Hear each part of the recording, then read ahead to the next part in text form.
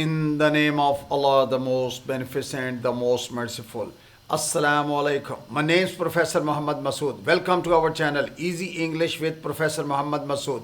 ये हमारी art of translation की वीडियो है और इसमें हम पढ़ेंगे rule number 189. Before I start this video lesson I'd like to say one thing. दिल में बुराई रखने से बेहतर है कि नाराज़गी को जाहिर कर दें. इससे आपको ज़िंदगी में सुकून मिल जाएगा. आइए देखते हैं कि इस वीडियो लेसन में हमारे पास किस तरह के सेंटेंसेस हैं. जैसा कि अगर ज़रूरत पड़ जाए तो मेरा नंबर ले लेना, या अगर ज़रूरत पड़ गई तो बच्चों को कहाँ छोड़ें, या अगर रास्ता भूल गए तो क्या करेंगे, या अगर हम दोबारा ना मिले तो क्या करोगे. दरअसल मसरूफियत की वजह से मैं तमाम तर कमेंट्स तो नहीं पढ़ पाता, लेकिन इत्तेफाक से कल मेरी नज़र एक कमेंट पे पड़ी जिसमें एक व्यूअर ने ये लिखा हुआ था कि जी इस तरह के सेंटेंसेस भी होने चाहिए, जैसा कि अगर ज़रूरत पड़ जाए, या अगर ज़रूरत पड़ गई तो हम क्या करें, या अगर ज़रूरत पड़ गई तो हम किससे रब्ता करें. तो इस तरह का वीडियो लेसन पब्लिश कर दिया जाए और इससे बाकी लोग भी मुस्तफ़ीद हो पाएंगे. आइए देखते हैं कि इनको हम इंग्लिश में किस तरह कन्वर्ट करते हैं. अच्छा, एक और बात भी ज़हन में रखें कि एक good listener is always a good speaker. यानी अगर आप चाह रहे हैं ना कि आपकी इंग्लिश बोलने में बहुत अच्छी हो जाए तो उसके लिए आपको अच्छा लिसनर बनना पड़ेगा और it will really help a lot.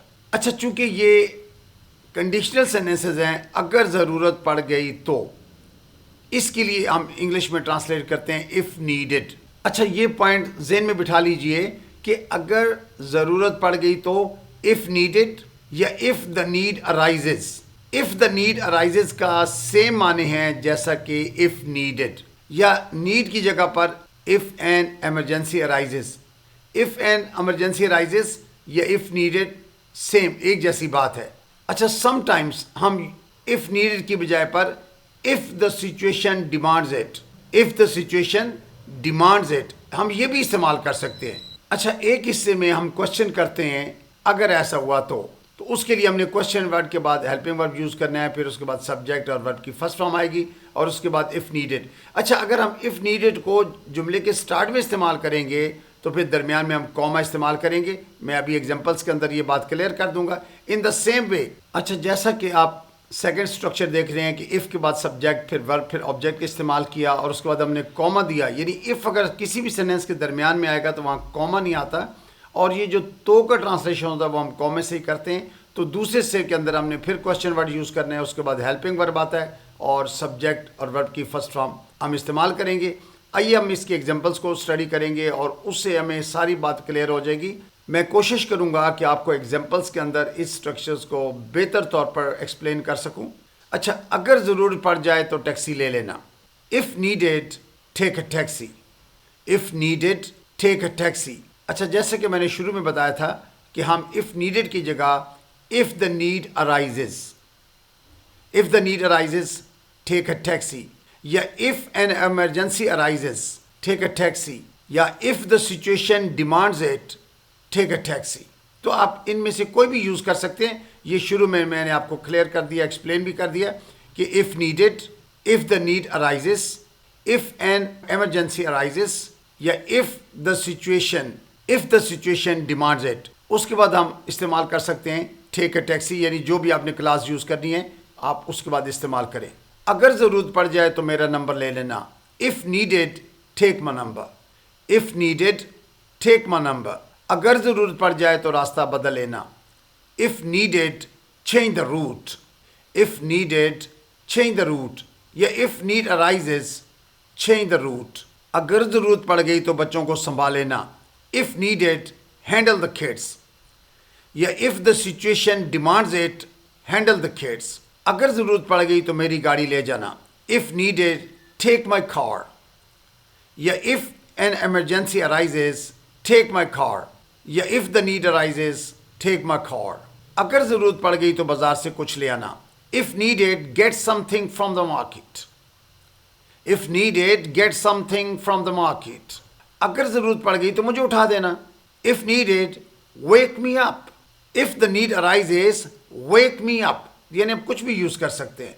Wake me up, मुझे उठा देना, जगा देना चाहिए. अगर ज़रूरत पड़ गई तो फ़ोन भेज देंगे. If needed we'll sell the phone, या if the need arises we'll sell the phone, या if an emergency arises we'll sell the phone, अगर जरूरत पड़ गई तो तुम्हारा नाम लूंगा। If needed I will name you, अच्छा आई विल नेम यू का मतलब मैं आपका नाम ले दूंगा जी। या if the situation demands it I will name you, अगर जरूरत पड़ गई तो काम तुम करोगे। If needed you will do the work, या if the need arises you will do the work, अगर जरूरत पड़ गई तो नखरे बंद, यानी आपके नखरे कोई नहीं उठाएगा। अच्छा, टू टॉलरेट टेंट्रम्स, टेंट्रम्स कहते हैं नखरों को, एवरीबडी नोज के नखरा क्या होता है, तो इंग्लिश में हम इनको टेंट्रम्स बोलते हैं। नखरे प्लूरल में कहते हैं ना, मैं नखरे बर्दाश्त करता हूँ, तो आई टॉलरेट टेंट्रम्स, तो अगर ज़रूरत पड़ गई तो नखरे बंद। If needed tantrums stop, if needed tantrums stop, अगर ज़रूरत पड़ गई तो दुकान से कुछ ले आना। If needed bring something from the shop, if needed bring something from the shop. अब हम क्वेश्चन सेंटेंसेस शुरू करने जा रहे हैं कि अगर ज़रूरत पड़ गई तो क्या करें। What should we do if needed? What should we do if needed? या what should we do if the need arises? What should we do if an emergency arises? या what should we do if the situation demands it? अच्छा, अब देखिए should जो helping verb है, इसकी जगह हम what will we do, what would we do, what can we do, अब कुछ भी यूज़ कर सकते हैं ज़रूरत के मुताबिक। अगर ज़रूरत पड़ गई तो कौन जाएगा। Who will go if needed? Who will go if needed, या who can go if needed, या who would go, या who should go, आप कुछ भी यूज कर सकते हैं कंटेक्स्ट के मुताबिक। अगर जरूरत पड़ गई तो कहाँ जाएं। Where should we go if needed? Where should we go if needed? या where would we go if needed, या where will we go if needed, या where can we go if needed, यानी will, would, should, can, आप कुछ भी इनमें से इस्तेमाल कर लीजिए, but it depends on the context, आप किस कॉन्टेक्स्ट के अंदर ये सेंटेंस इस्तेमाल करेंगे। अगर ज़रूरत पड़ गई तो किसको बुलाएं। Whom should we call if needed? Whom should we call if needed? अगर ज़रूरत पड़ गई तो बच्चों को कहाँ छोड़ें। Where should we drop the kids if needed? या where will we drop the kids if needed? या where would we drop the kids if needed? या where can we drop the kids if needed? अगर ज़रूरत पड़ गई तो रात कहाँ गुजारें। Where should we spend the night if needed? Where should we spend the night if needed? अगर पानी की ज़रूरत पड़ गई तो क्या करेंगे। What will we do if we need water? What will we do if we need water? या what would we do if we need water? या what should we do if we need water? या what can we do if we need water? अगर गाड़ी ख़राब हो गई तो किससे रब्ता करेंगे, यानी आप दूसरे बंदे को ये बात कर रहे होते हैं तो आपसे पूछते हैं भाई who will you contact if the car breaks down? Who will you contact if the car breaks down? अगर बिजली चली गई तो क्या करेंगे। What will we do if the power goes out? अच्छा, power के लिए हम go out का भी लफ्ज़ भी इस्तेमाल कर सकते हैं। अगर बिजली चली गई तो क्या करेंगे। What will we do if the power goes out? अगर तुम्हें मेरी बात पसंद ना आए तो क्या करोगे। What will you do if you don't like what I say? What will you do if you don't like what I say? अगर हम दोबारा ना मिले तो क्या करोगे। What will you do if we don't meet again? What will you do if we don't meet again? अगर रास्ता भूल गए तो क्या करेंगे। What will we do if we lose the way? अच्छा, रास्ता भूल जाना lose the way होता है जी। कहते हैं मैं रास्ता भूल गया था, I lost the way। तो अगर रास्ता भूल गए तो क्या करेंगे। What will we do if we lose the way?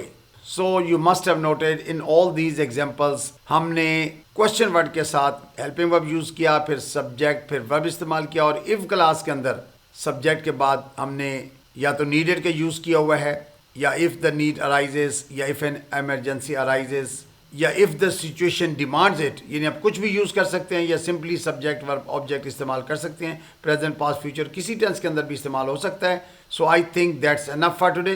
Thank you very much. Wish you best of luck. Take care. Goodbye for now.